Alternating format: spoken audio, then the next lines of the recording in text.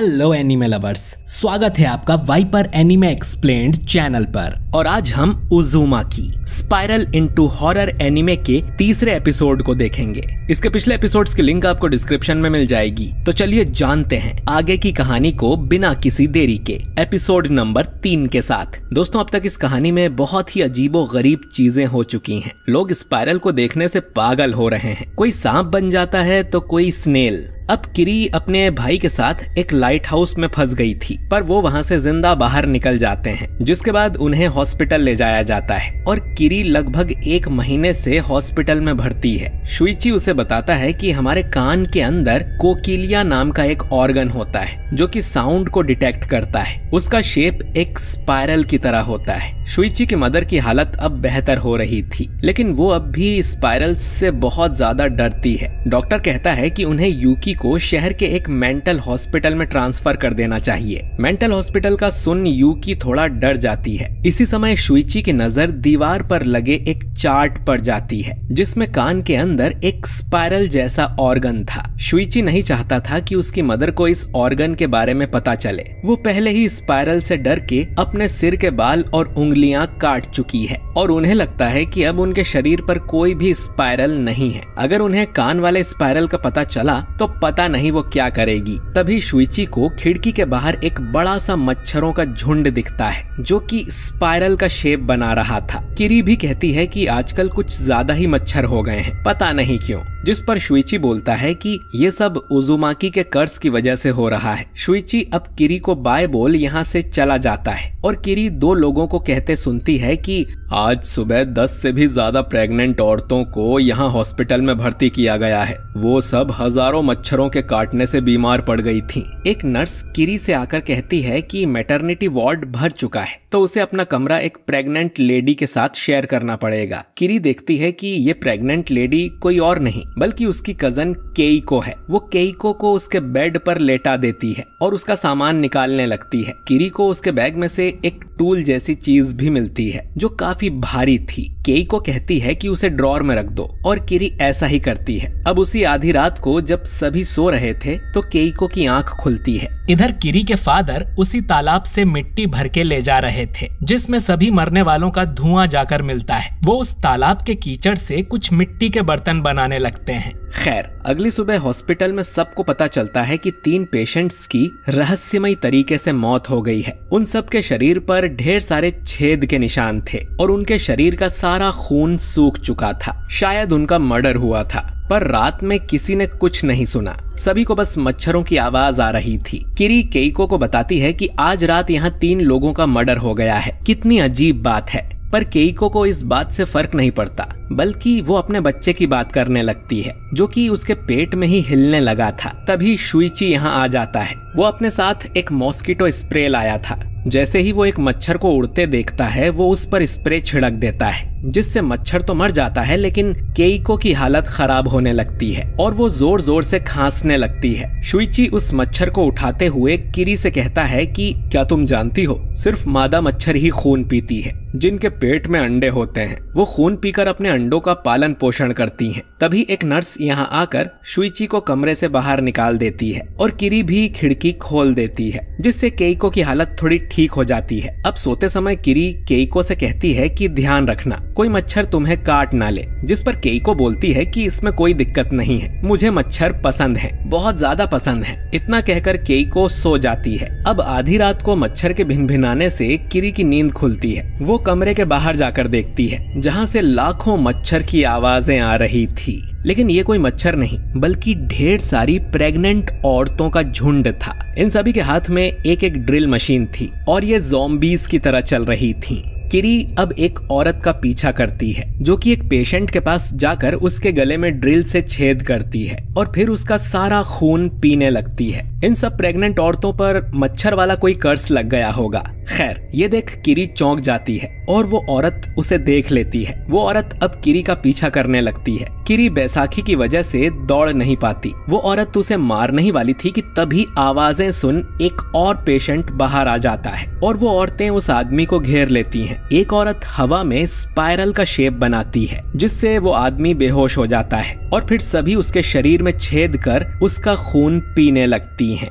एक नर्स जब ये देखती है तो उसे भी ये औरतें मार डालती हैं। आज के लिए इन्होंने काफी सारा खून पी लिया था, तो ये वापस अपने कमरे में जाने लगती हैं। लेकिन किरी को इनका सीक्रेट पता चल गया था, तो वो उसे मारने उसके पीछे पड़ जाती है। किरी वापस अपने कमरे में आकर गेट बंद करने की कोशिश करती है और केइको को मदद के लिए बुलाती है। लेकिन केइको तो खुद इन सब औरतों की तरह पजेस हो गई थी। वो अलमारी से अपनी ड्रिल निकाल लेती है जो किरी ने उसके बैग में देखी थी। केइको किरी से कहती है कि मुझे अपना सारा खून दे दो। ये सब औरतें भी अब किरी को घेर लेती हैं। अचानक ही किरी के हाथ वो मॉस्किटो स्प्रे लग जाता है जो कि शुइची यहाँ लेकर आया था। किरी इन सभी औरतों पर स्प्रे मार देती है और ये मच्छरों की तरह डर के यहाँ से भाग जाती हैं। इधर यूकी अपने कमरे में सो रही थी और उसके कान में एक कीड़ा घुसने की कोशिश करता है। यूकी उस कीड़े को दूर फेंक देती है और फिर वो कीड़ा घूमकर स्पाइरल का शेप ले लेता है, जिसमें यूकी को फिर से अपना मरा हुआ पति दिखने लगता है, जो यूकी से कह रहा था कि मेरी जान मेरी तरह स्पाइरल बन जाओ।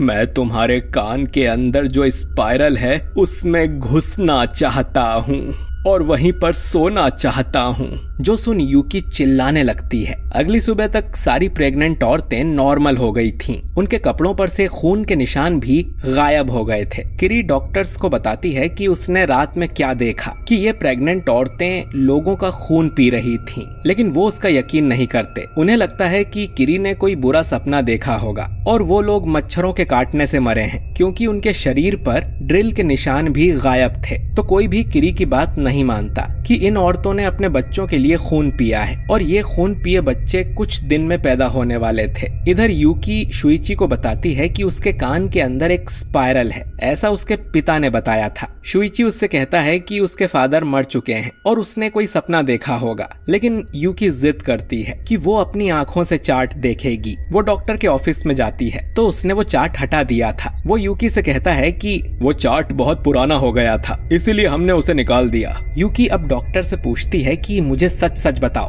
क्या मेरे कान के अंदर एक स्पाइरल है? डॉक्टर अब उसे झूठ बोलता है कि नहीं तो तुम्हारे शरीर में अब कोई स्पाइरल नहीं है। नर्स अब यूकी को वापस उसके कमरे में ले जाती है और उसे एक बोतल चढ़ा देती है। यूकी को उस बोतल के अंदर स्पाइरल नजर आने लगता है और साइतो की आवाज आती है जो कह रहा था कि वो स्पाइरल तुम्हारे कान के अंदर है।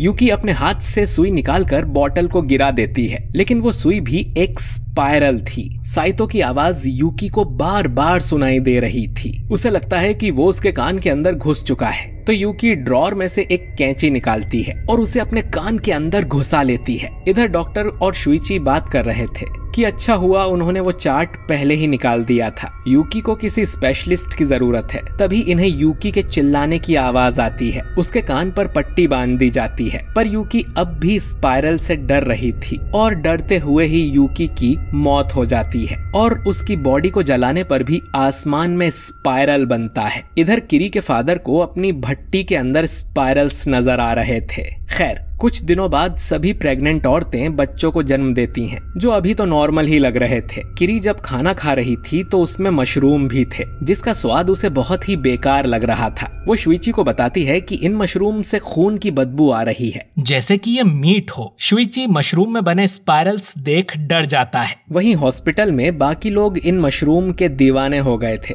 उन्हें वो बहुत ही स्वादिष्ट लग रहे थे। डॉक्टर ने कहा कि ये मशरूम सेहत के लिए अच्छे हैं, तो ये लोग जितने चाहें खा सकते हैं। शुइची और किरी जब बच्चों वाले रूम में पहुंचते हैं तो देखते हैं कि ये बच्चे बिल्कुल बड़ों की तरह आपस में बातें कर रहे थे और वो दिखने में सेम थे। ये बच्चे कहते हैं कि मुझसे अब और इंतजार नहीं होता, मुझे वापस उसी गर्म जगह में जाना है। ये लोग वापस अपनी मदर के पेट में जाने की बात कर रहे थे। एक बच्चा पूछता है कि क्या ये मुमकिन है, जिस पर दूसरा बच्चा बोलता है कि बिल्कुल, जिस डॉक्टर ने हमें बाहर निकाला है वो हमें वापस अंदर भी डाल सकता है। वो इस समय माकियों को अंदर डाल रहा होगा। काश अगला नंबर मेरा हो। इसके बाद इस बच्चे का पेट फूलने लगता है और उसमें से एक बड़ा सा मशरूम बाहर निकलता है। किरी और शुइची ये देख हैरान थे। तभी इन्हें डिलीवरी रूम से केइको की आवाज आती है। जब ये उसमें जाते हैं तो इन्हें अंदर ढेर सारे मशरूम पड़े मिलते हैं। तभी वो डॉक्टर ऑपरेशन रूम से बाहर निकलता है। किरी उससे पूछती है कि केइको कहाँ है। डॉक्टर कहता है कि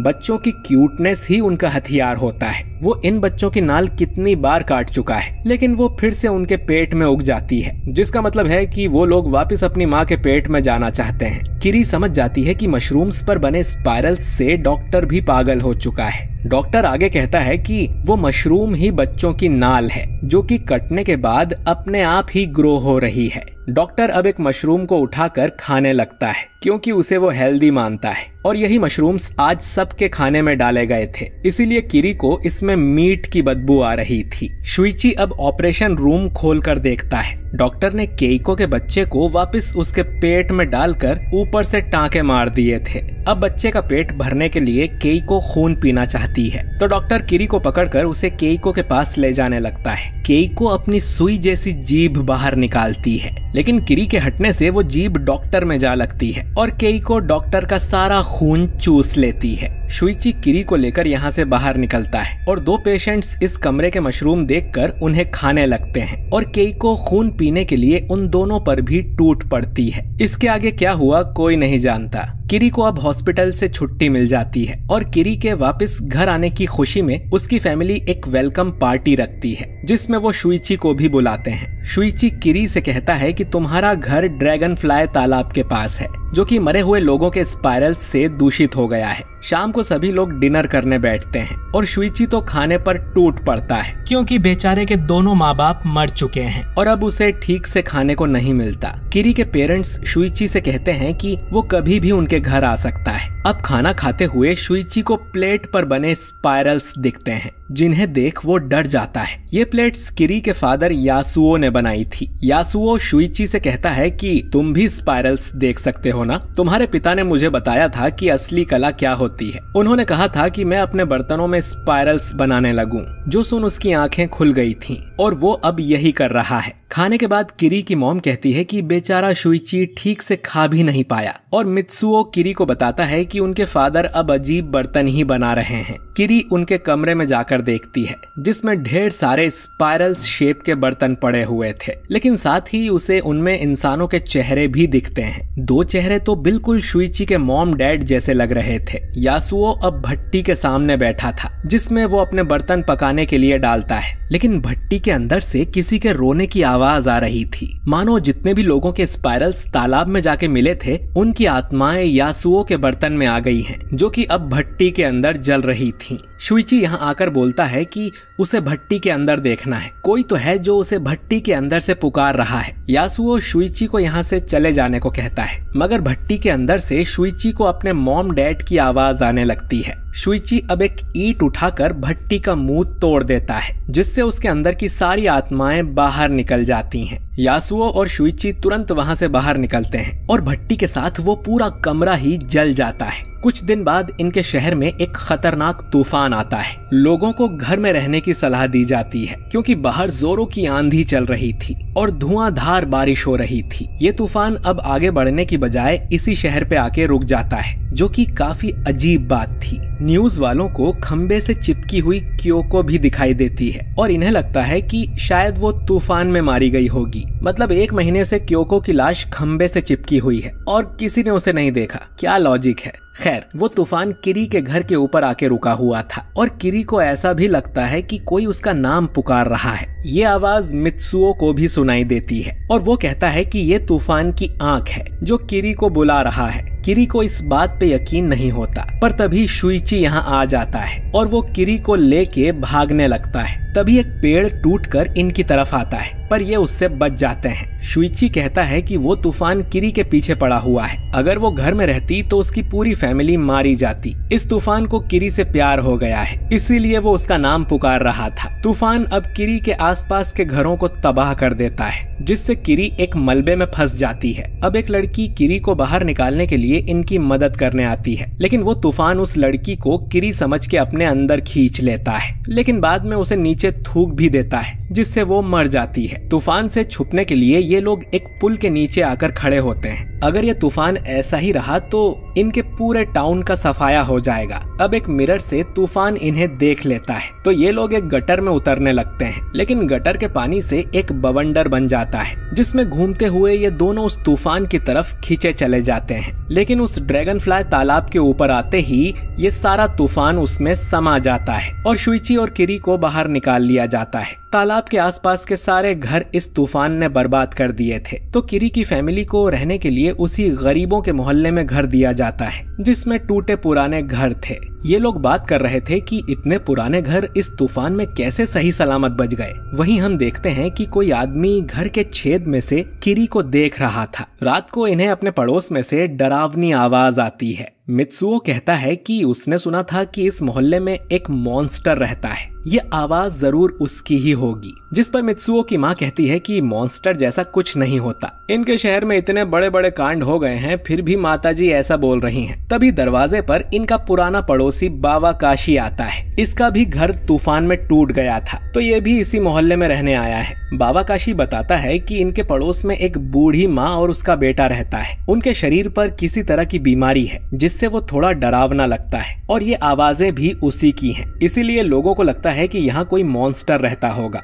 पर ऐसा कुछ नहीं है। अब आधी रात को इन्हें फिर से किसी के रोने की आवाज आती है, लेकिन ये आवाज किसी औरत की थी। किरी को लगता है कि उस बूढ़ी अम्मा को मदद चाहिए होगी। वो उनके पास जाती है तो अम्मा कहती है कि मेरा बेटा मर गया, और हम उसके हाथ पर बीमारी की वजह से उगे हुए कांटे भी देख पाते हैं। किरी अंदर जाकर उसके बेटे की लाश देखती है और डर जाती है। अगली सुबह एम्बुलेंस लाश को ले जाती है और उस अम्मा को भी हॉस्पिटल ले जाया जाता है। बाबा काशी किरी से पूछता है कि उसकी लाश कैसी दिख रही थी, जिस पर किरी कहती है कि उसे इस बारे में कोई बात नहीं करनी। बाबा काशी बोलता है कि उसने उसके घर में झांका था जहाँ पर उसका बेटा सोता है, वहाँ ढेर सारे छेद बने हुए थे। किरी वापस अपने घर में आ जाती है और वो आदमी बाबा काशी ही है जो कि घर के छेद में से किरी को घूरता रहता है क्योंकि वो किरी के पीछे पागल है। तभी वो नोटिस करता है कि बूढ़ी अम्मा वाली बीमारी उसमें भी फैल गई है और उसके शरीर पर भी कांटे उग गए थे। बाहर जोरों की बारिश हो रही थी और तभी मित्सुओ देखता है कि उनकी दीवार पर कांटे उग रहे हैं। ये बाबा काशी था जिसके पूरे शरीर पर ढेर सारे सींग उग गए थे और वो एक मॉन्स्टर लग रहा था। वो अपने पास में से एक चूहा उठाकर खा लेता है और इसके बाद किरी की तरफ बढ़ने लगता है। किरी दरवाजा खोलकर घर के बाहर आती है जहाँ जोरों की आंधी चल रही थी। एक खंबा उड़ते हुए आता है और बाबा काशी के सिर में घुसकर उसे अपने साथ उड़ा ले जाता है। इसके बाद इन्हें जंगल में से एक उछलती हुई लाश आती दिखती है। ये उसी लड़के यागामुची की लाश है जो कि कार के नीचे आकर मर गया था। वो खुद अब एक जैक इन द बॉक्स की तरह उछल रहा था। उसके शरीर में एक स्प्रिंग था जिससे उछलते हुए वो किरी की तरफ आने लगता है। ये स्प्रिंग कार के सस्पेंशन का था जिसे उसके शरीर से किसी ने निकाला ही नहीं और उसकी लाश उछलते हुए यहाँ तक आ गई और ये एपिसोड यहीं पर खत्म हो जाता है। दोस्तों, अगर आप सिर्फ एनीमे देखोगे तो आपको घंटा कुछ समझ नहीं आएगा। मुझे भी ये वीडियो बनाने के लिए मांगा पढ़नी पड़ी, वरना आधी चीजें तो मेरे सिर के ऊपर से जा रही थी। इस एपिसोड में भी कम से कम 4-5 कहानियों को एक साथ जोड़कर दिखाया गया है, इसीलिए लॉजिक को तो आप इसमें ढूंढना ही मत। अब मांगा के टोटल 7 चैप्टर्स बाकी हैं, जिन्हें अगले एपिसोड में निपटा दिया जाएगा, यानी कि उस एपिसोड में भी बहुत कुछ कटने वाला है। एपिसोड नंबर 4 आखिरी एपिसोड होने वाला है, तो उसे बिल्कुल भी मिस मत करना। बाकी वीडियो अच्छा लगा हो तो इसे लाइक और शेयर कीजिए। कमेंट करके बताइए कि आपको ये एपिसोड कैसा लगा, और अगर आप हमारे चैनल वाइपर एनीमे एक्सप्लेन्ड पर नए हैं तो हमारे चैनल को सब्सक्राइब करके बेल आइकन जरूर दबाइए। मैं मिलता हूँ आपसे बहुत ही जल्द अगले वीडियो के साथ। शुक्रिया।